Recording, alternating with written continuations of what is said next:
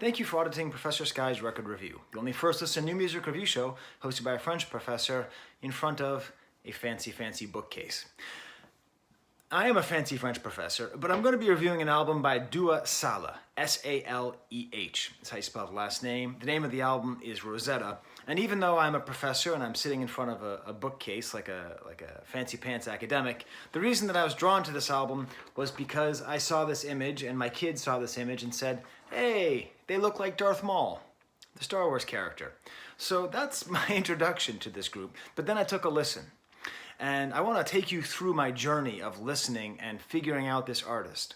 First of all, it's definitely worth listening to. It's definitely worth studying, taking a little bit of time. The production is excellent. The voice is interesting, merging of many different genres. It's a unique voice that's coming out, and that, as we will see, is actually an important one. But I saw the noticeably African name, and then I heard some like rap and rap adjacent genres. So I instantly just said, oh, she must be from England. That's just my weird stereotype, right? My weird ignorance just popping in. She's not from England. She's from Minnesota. Started here in Sudan due to the many civil wars that have happened. Ended up going to Eritrea, which I never pronounced correctly, and then ended up in Minnesota. So already the story there is quite interesting. And what I've done is I've done my usual 5 minutes of study. But what this study has done has led me to a paradox of Dua's music and the sort of cultural and historical moment that we're living in. So I read 2 interviews.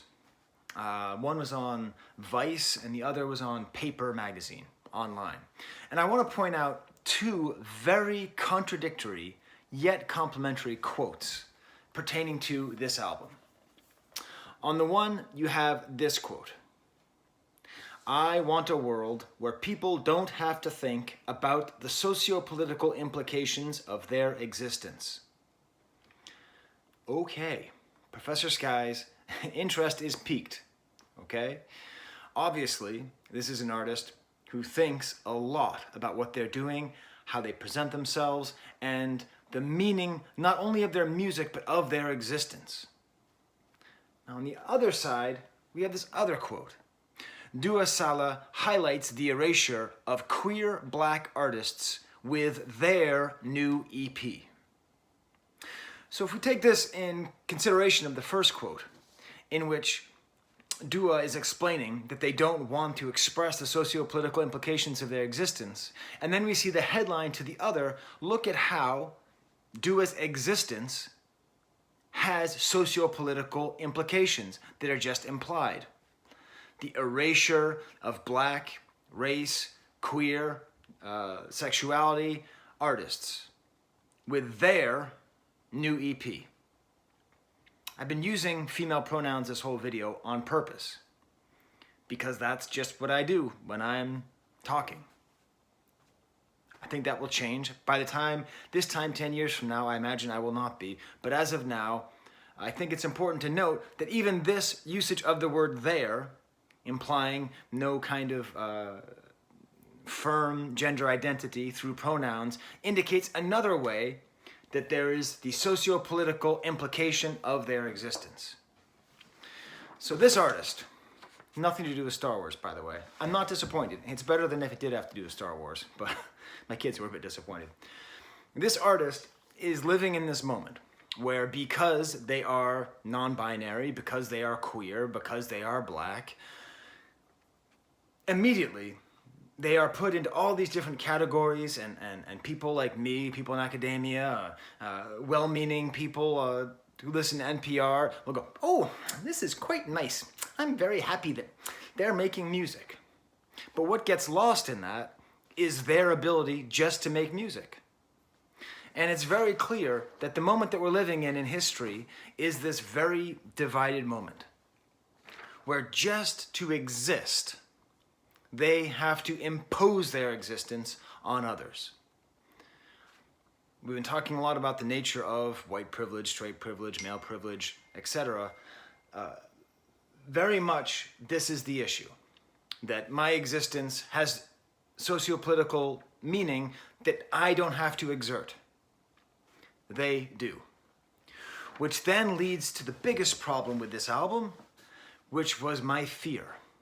After I listened to 1 or 2 songs and said, I think I like it, and then I did my 5 minutes of research and I was like, oh no, this is just going to be an NPR album. It's just going to be an album that people say they like because of the theyness and the queerness and the blackness, and there's not going to be anything there to love.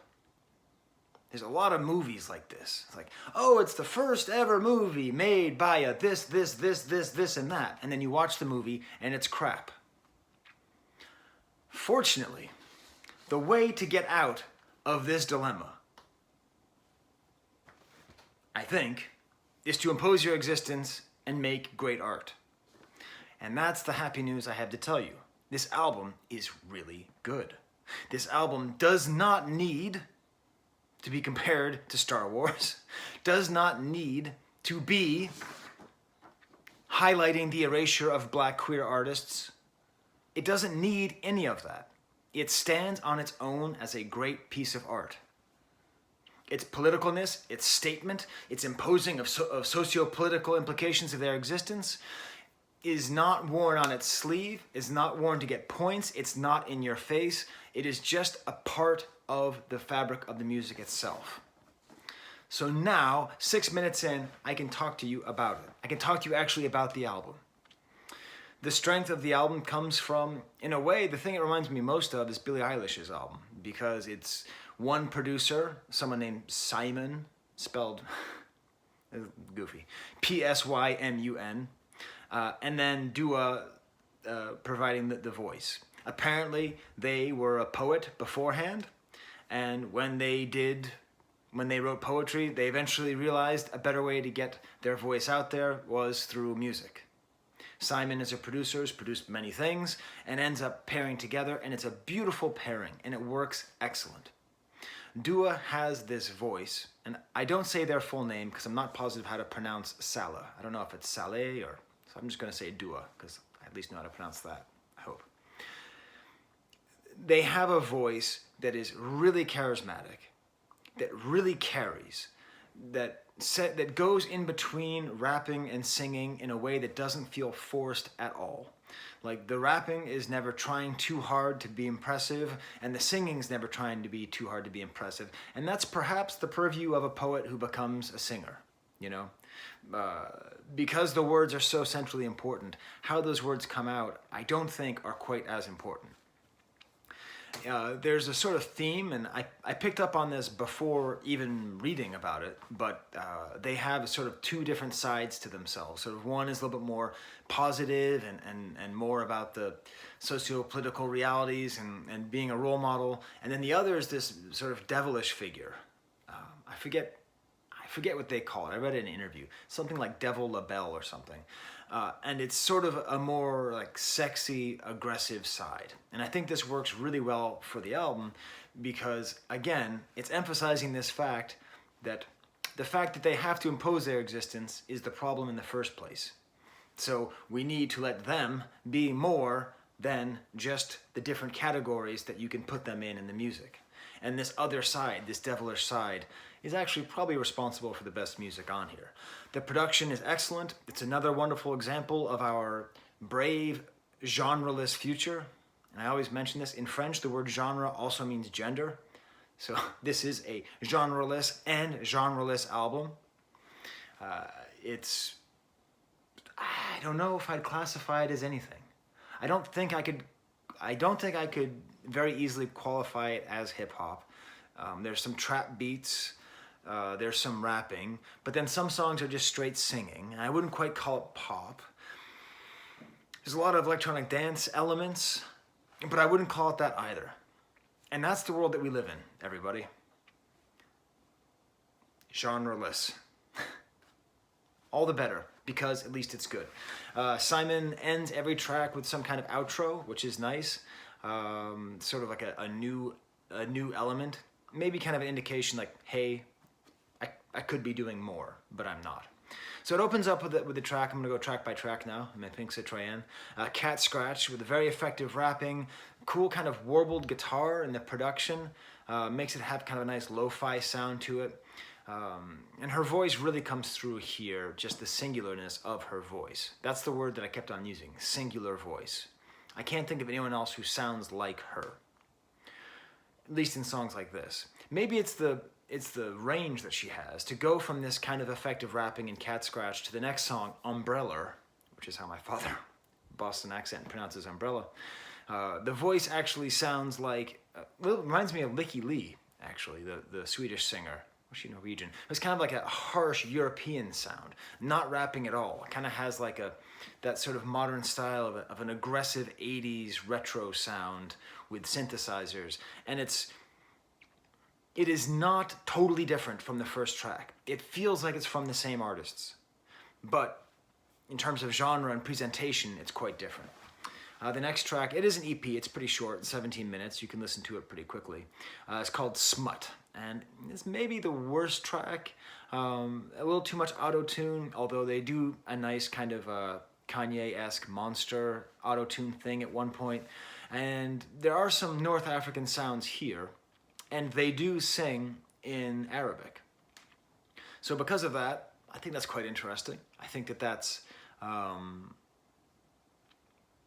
It's interesting because in reading one of those interviews, they said that they had trouble with English and they consider Arabic their first language. So it's not some kind of affectation, although musically it might be. But still, it's nice because of all the tracks, that's the one which musically is the weakest, but then that part is one of the strongest parts. So it lifts it all up.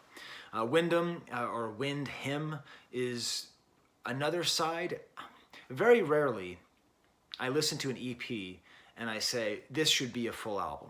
And this is one of those cases, because Wyndham is just beautiful.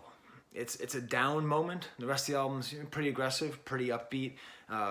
It's got sort of almost like a carnival sound in the background with some bird songs, and then her singing in a very kind of breathy, faraway voice. It's haunting. And she's singing something. I don't know what she's singing, what they are singing. Excuse me. You can put a tally in the comments of how many times I messed up the pronouns. I am sincerely apologetic. I leave in my mistakes because I think that's more honest.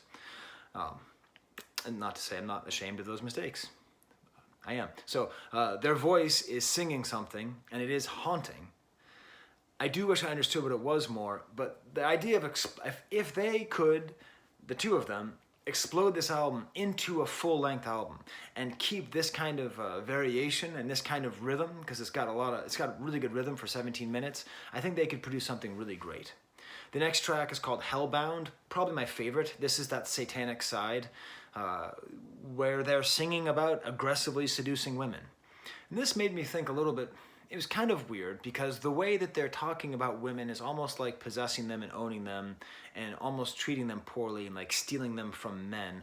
And that reminded me of a lot of the sexist tropes of rap. But then if a non-binary queer musician uses the trappings of rap artists, saying like, I effed your girl, does that make it not sexist, or does that just reinforce the sexism inherent in that relationship? This is a grad school album. There will be many papers written about this artist because these questions of identity and marginalization and tropes and inversion of tropes and sexism are the kinds of things that grad students and professors like to write about. But again, it's actually good. It's actually a good album, so it's all fair. I'm going to play you a little bit of that song, Hellbound, just so you get a sense of her voice, a little bit of the production, how you can hear it's like some trap elements, some EDM elements, and just the kind of soundscape that is created here, which I appreciate very much.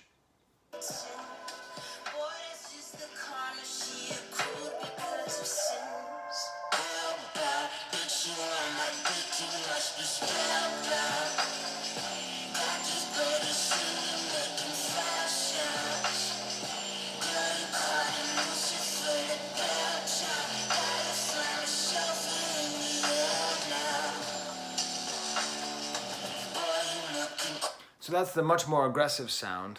And it's nice because that comes right after Wyndham, which is very soft and very sweet. But I love those blown out synths that are playing there. The last track is called Bankrupt. I almost played this song instead because I love this song so much. It's the most poetic track on the album. A lot of singing is about, silver on the river, nothing in between. I don't know what that means, but I like it, and I sort of get what it means. It makes me want to write a paper and interpret it as to what that means. But it's a good example of why some poets should become musicians. Just like some models should become actors, right? Like, just because you're a model doesn't mean you're a bad actor, and just because you're a poet doesn't mean you're a bad musician. You just have to figure out how to switch from one medium to the other. That's it. That's not what I'm talking about. So there you go. I highly recommend listening to this EP. I highly recommend listening to it in both modes, okay? I think it is important to understand the experience of a Sudanese, Eritrean refugee in Minnesota who is queer and trying to come to terms with being non-binary. That is important. It is important to have those voices.